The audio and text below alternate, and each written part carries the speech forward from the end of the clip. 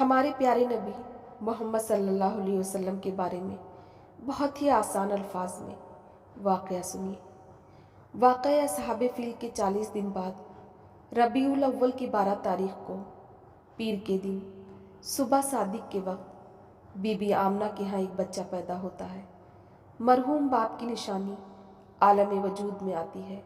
عرب کی سوتی ہوئی بستی جاگ اٹھی، اندھیری دنیا جگمگا گئی، اندھیری بستی میں آفتاب رسالت جلوہ گر ہوا۔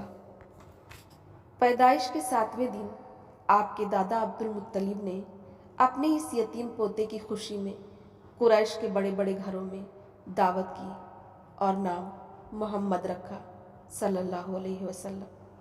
عرب کا دستور تھا، شریف اور دولت مند گھرانے کی عورتیں اپنے بچوں کو دایا کے سپرد کر دیتی تھیں تاکہ بچے گاؤں کی ہوا میں تندرست اور توانا ہوں۔ وہ دائیاں بچوں کو اپنے گاؤں لے جا کر ان کی پرورش کرتی تھیں۔ اس سال بھی عرب کے دستور کے مطابق گاؤں گاؤں سے بہت سی دائیاں بچے لینے کی خاطر مکہ معظمہ آئیں۔ ان میں ایک دائی حلیمہ سعدیہ بھی تھیں۔ سب دائیوں نے جلدی جلدی خوشحال گھرانے کے بچوں کو لے لیا۔ دائی حلیمہ کی سواری بہت مریل تھی، اس لیے وہ سب کے بعد پہنچی۔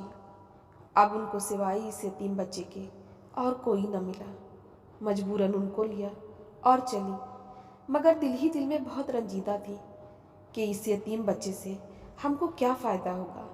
لیکن قدم قدم پر جو اللہ کی رحمتیں اور برکتیں اس بچے کے طفیل نازل ہوئیں تو ان کی آنکھیں کھل گئیں، ان کے دل میں خوشی اور مسرت کی لہر دوڑ گئی۔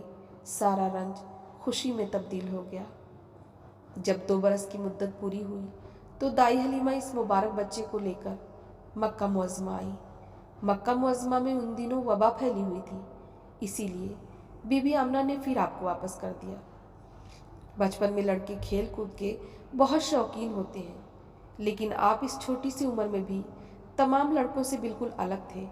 کھیل کود، لڑائی جھگڑوں سے کوسوں دور، ہاں کام کاج میں سب سے آگے تھے۔ اس چھوٹی سی عمر میں بہت سے چھوٹے موٹے کام بی بی آمنہ کے کر دیا کرتے تھے۔ اپنے رضائی بھائیوں کے ساتھ جنگل بکریاں چرانے بھی جاتے تھے۔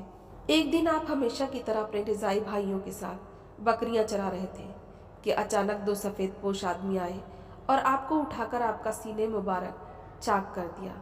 آپ کے رضائی بھائی دیکھ رہے تھے، دوڑتے ہوئے ماں کے پاس پہنچے، سارا واقعہ بیان کیا۔ دائی حلیمہ ان کے شوہر یہ سن کر بدحواس ہو گئے اور الٹے سیدھے جنگل کی طرف بھاگے۔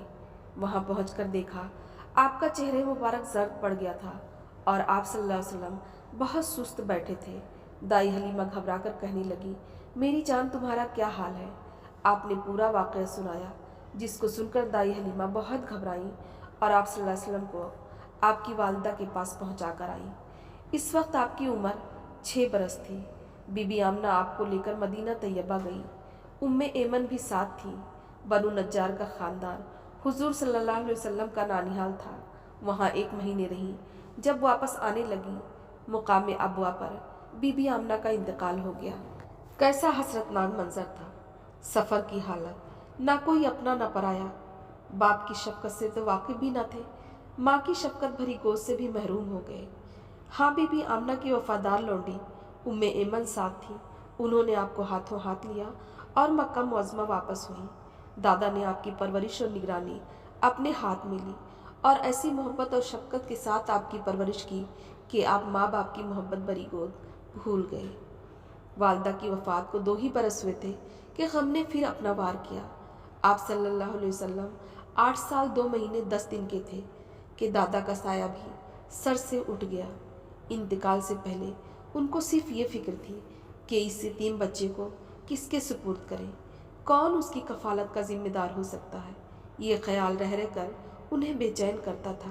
آخر کو انہوں نے بہت غور و فکر کے بعد اپنے سب سے لائق اور ہونہار بیٹے ابو طالب کو بلایا اور آپ صلی اللہ علیہ وسلم کی پرورش ان کے ذمے کی۔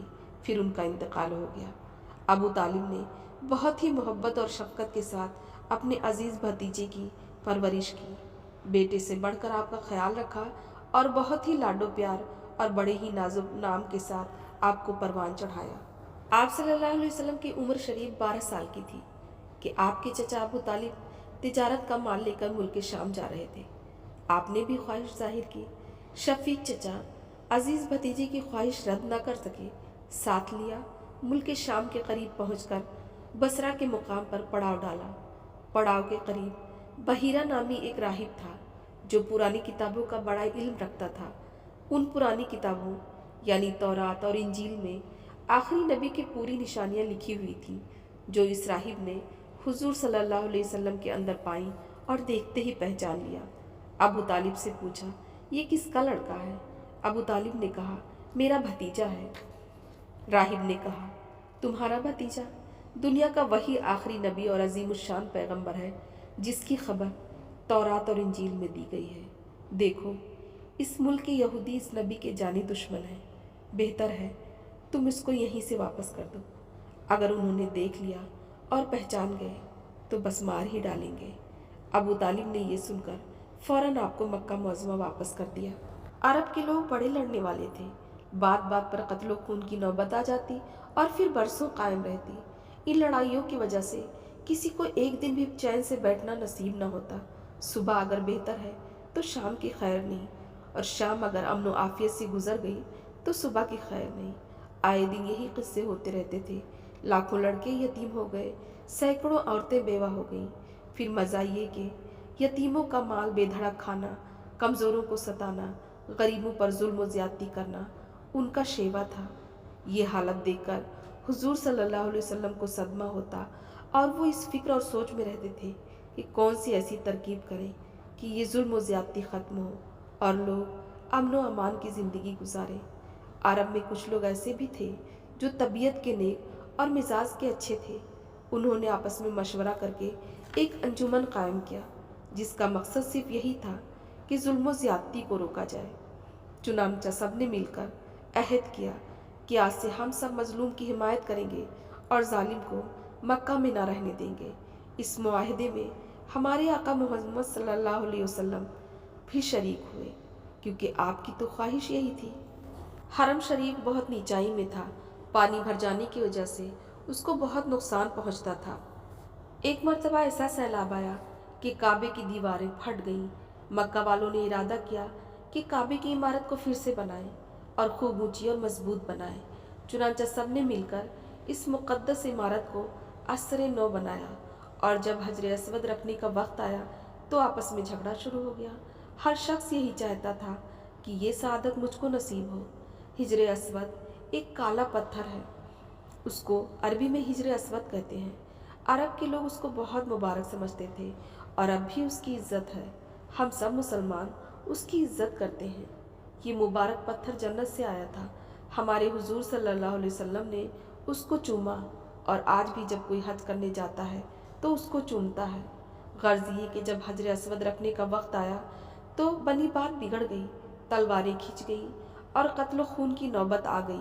جب گھوڑا آگے بڑھانے پر خون کی ندیاں بہہ جاتی تھیں تو یہ تو بڑی بات تھی۔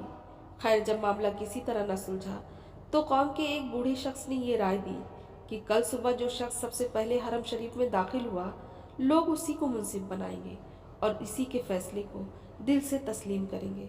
اللہ کا کرنا دیکھو کہ دوسرے دن صبح جو سب سے پہلے کعبے میں داخل ہوا وہ ہمارے نبی محمد صلی اللہ علیہ وسلم تھے۔ بس سب خوش ہو گئے اور بیک وقت بول اٹھے، امین و صادق آ گیا، ہم سب اس کے فیصلے پر راضی ہیں۔ حضور صلی اللہ علیہ وسلم نے یہ کیا کہ ایک چادر پھیلا کر حجر اسود کو اپنے دستے مبارک سے اس پر رکھ دیا۔ پھر ہر قبیلے کے سردار سے چادر کے کونے کو پکڑوا کر اس مقدس پتھر کو مقدس مقام تک لے گئے اور وہاں پہنچ کر اپنے دستے مبارک سے حجر اسود کو اس کی جگہ پر رکھ دیا۔ اس ترکیب سے آپ صلی اللہ علیہ وسلم نے ایک بڑے زبردست فتنے کو، جس میں تلواریں چل جانے اور خون کی ندیاں بہہ جانے کا یقین تھا، ختم کر دیا۔